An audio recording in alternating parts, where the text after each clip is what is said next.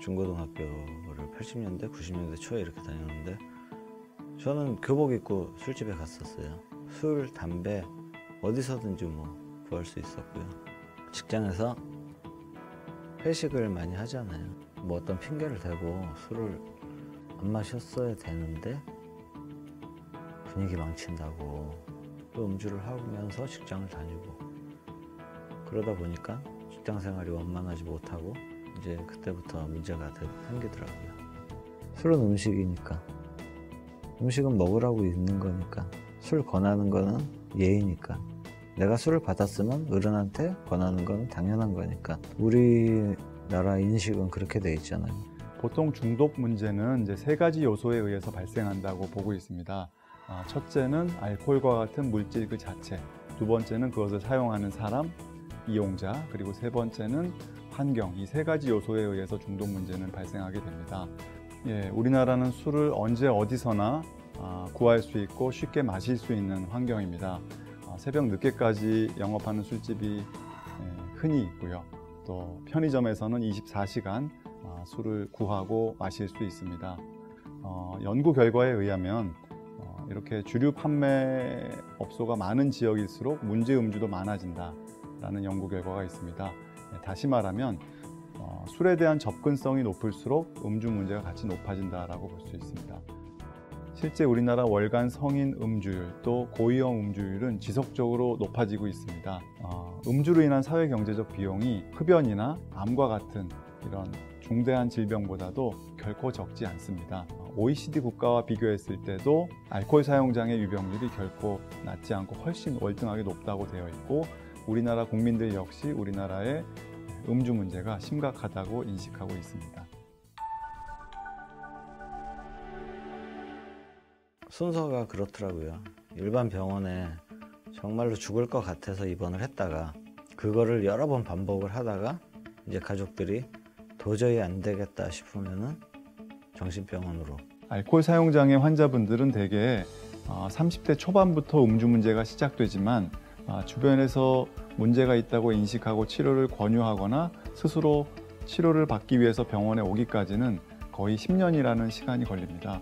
그렇기 때문에 만성화가 된 이후에 치료가 시작되게 되고 그러다 보니까 치료와 회복률이 늦어지게 됩니다. 또한 이러한 중독 문제는 정신건강의학과에서 전문적으로 치료를 받아야 되는데도 불구하고 신체적인 불편함에 대해서만 치료를 받습니다. 즉 내과를 가서 간이나 위, 췌장에 대한 문제만 치료를 하고 계속해서 음주 문제, 근본적인 문제는 잘 치료를 받지 않고 있는 것이 우리나라의 실정입니다.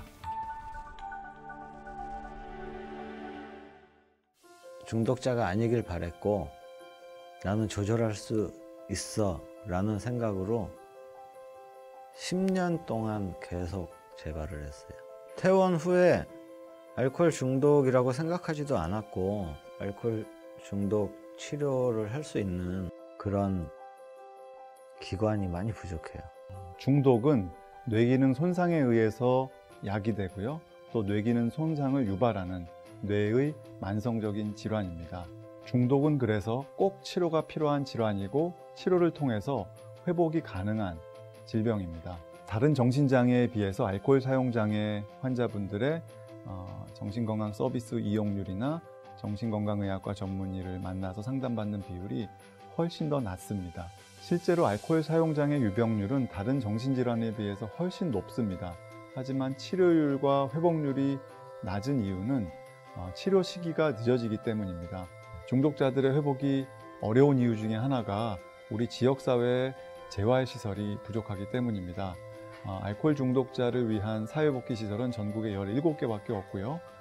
정원이 260명밖에 되지 않습니다.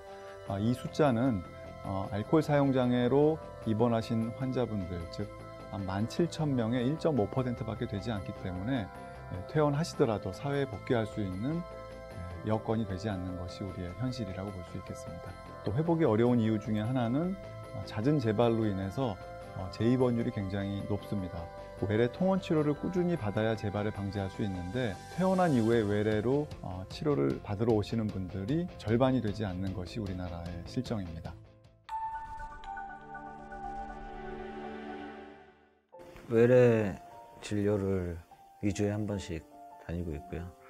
551일을 지금 단주를 하고 있고 10년 동안 센터를 다니면서 서서히 단주를 하기 시작한 거거든요. 한 번에 되는 건 없더라고요. 재발을 하면서 배우더라고요. 첫 번째, 중독 질환은 재발이 쉽고 재발할수록 회복이 어려워지는, 기능이 계속 떨어지는 만성 질환입니다. 그래서 오랫동안 지속적으로 치료하고 관리할 수 있는 시스템이 필요합니다. 두 번째로는 음주에 너무 관대한 문화도 좀 바뀌어야 되고요. 또 알코올 중독은 치료가 된다는 질병이라는 인식이 너무 낮습니다. 여기에 대한 인식도 좀 바뀌어야 됩니다. 세 번째는 회복을 돕기 위한 우리 사회 전반의 문화의 변화가 필요합니다. 또한 음주 폐해 예방 관리에 대한 예산이 너무 부족합니다. 이에 대한 획기적인 개선이 필요합니다. 우리가 중독 문제로 인해서 일시적으로 아프고 주저앉은 분들을 다시 회복시키고 일으켜 세워드리는 아름다운 사회를 만들어 가야겠습니다. 551일을 지금 단주를 하고 있고 술 먹을 때 생활과 지금 생활을 비교를 하면 비교할 수 없을 정도로 행복하다고 얘기할 수 있겠어요. 술 없이는 아무 행복이 없을 거라고 생각했거든요. 술을 안 먹고 어떻게 살 수가 있는가 하고 생각을 했었는데 술을 안 먹고 한 1년이 지나니까 삶이 바뀌더라고요.